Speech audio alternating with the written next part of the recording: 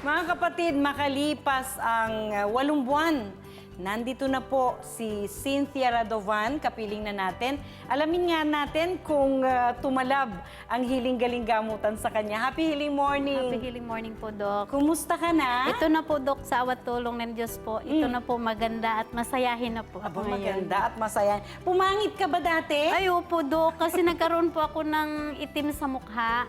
Parang balat may patches po. ka na, Opo. ano?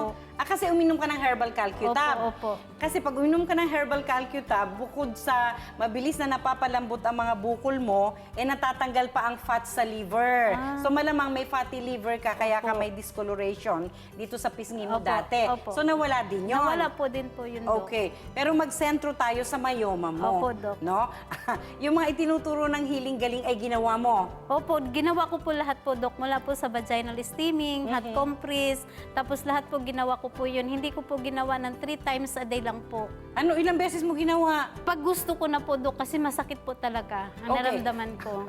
Sige. Yung pakiramdam na katulad ng para dun sa mga binabaliwala ang mga masasakit sa kanilang katawan, baka yan po ay myoma na, katulad ng naramdaman ni Cynthia. Ano yun dati? Dok, para akong manganganak, para akong matatai, para akong maiihi, na hindi ko alam. Dok, Parang kung ano- nagle-labor na Opo, hindi maintindihan. Hindi ko po alam kung ano ang gagawin ko sa sarili ko po, Dok. Mhm. Meron na akong tutuwad na ako, iikot na ako sa higaan, sa sobra pong sakit po talaga. Ayun. Sumasakit ba yon sa buwan ng dalaw mo lang o kahit wala kang monthly period, sumasakit Buwan ng siya? dalaw ko lang po, Dok. Doon sumusumpong. Opo. Kaya parang ayaw mo nang dumating yung Opo, panahon parang na gano'n yun. na po, Dok.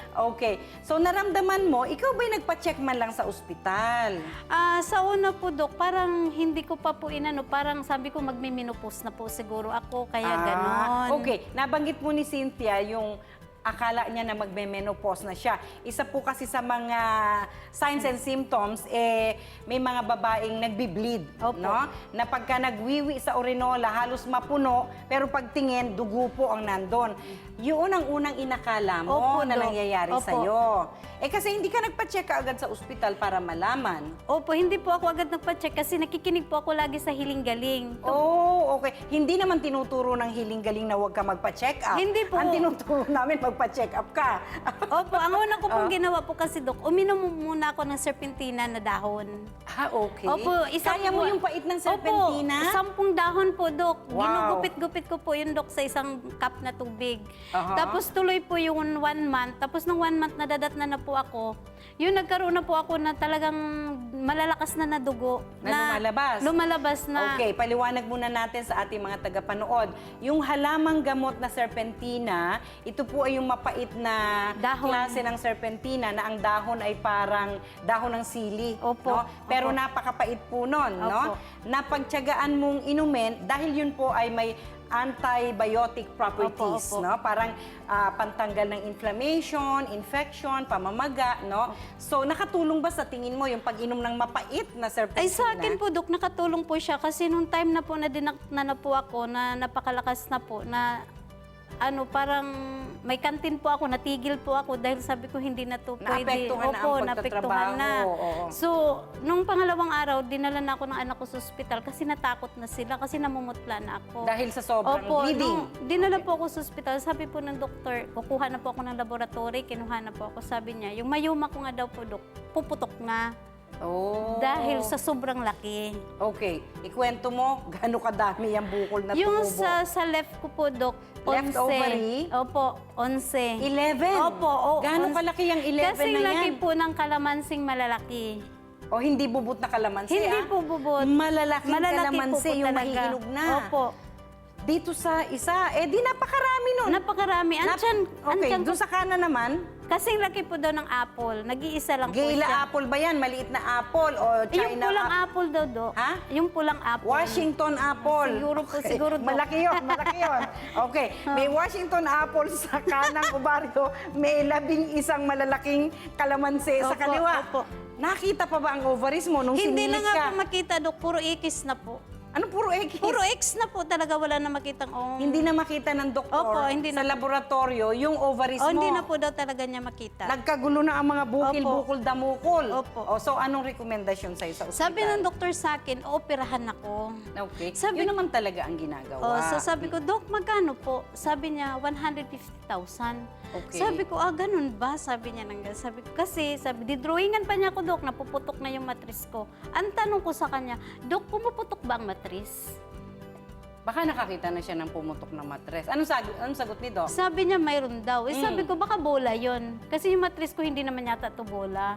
Sabi mo, Kasi nakapagbiro pa nga ako, Dok, eh. ganun ba? Oo, Okay, nakapagbiro pa ako. Di tapos? sabi niya sa akin, so, tinawag niya yung mga anak ko, miniting niya na kailangan ko na daw operahan. Sabi ko, hindi ako magpapa-opera. Malakas Sabi ang ko, loob mo. oo, Sa dami malakas. ng bukol mo nung yun, Opo, Dok. Okay. Sabi ko, hindi ako magpapa-opera, uuwi ako. Sabi ko nang ganun.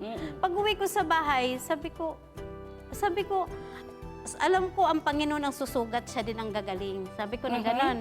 May tiwala ako sa hiling galing. Pupunta ako sa hiling sandali, galing. ang Panginoon ang susugat, ikaw ang sumugat sa sarili mo, hindi ang Panginoon. Kaya nga, Dok, kumbaga sa paggaling lang po, Dok, siya nga ang nagbigay ng pero may paraan din siya nagagaling. Parang Okay, gano'n. yun ang- May tiwala ako sa hiling galing, kaya pumunta po ako sa hiling Naku galing. po.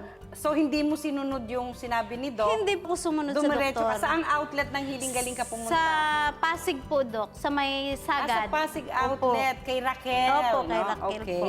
So, pinayuhan ka ni Raquel Na na mag-steaming, tapos with JJ calcutab. steaming, Opo. pag-inom ng herbal calcutab. Serpentina, B1, B6, Okay, B12. nag-tablet ka na ba o tuloy-tuloy yung dahon ng serpentina? Dahon sa tablet, Dok, tinuloy ko yun. Magkasabay pa. Opo, para lang Ilang po talaga. tableta ng serpentina? 10 po sa una, Dok. Tapos, 10 dahon Opo, din para ng lang po ako serpentina. gumaling. Opo, Dok. Sabay ang pag-inom mo, napakatapang mo sa mapait, ha? Kailangan, Dok, pag gusto mo gumaling, gagawin mo ang lahat. Ba, tama naman yon. I understand, pinainom ka rin ng healing food tablets. Opo, opo, Kasi Dok. maputla ka na. Opo, maputla Yung na healing ako. food tablets po natin, mga kapatid, sa Healing Galing, no, ay kasabay na binibigay sa mga pasyenteng katulad ni Cynthia na bumababa na ang immune system sa dami po ng nawalang dugo kay Cynthia. At anong description mo dun sa dugo na lumalabas sa'yo? Dok, parang bola.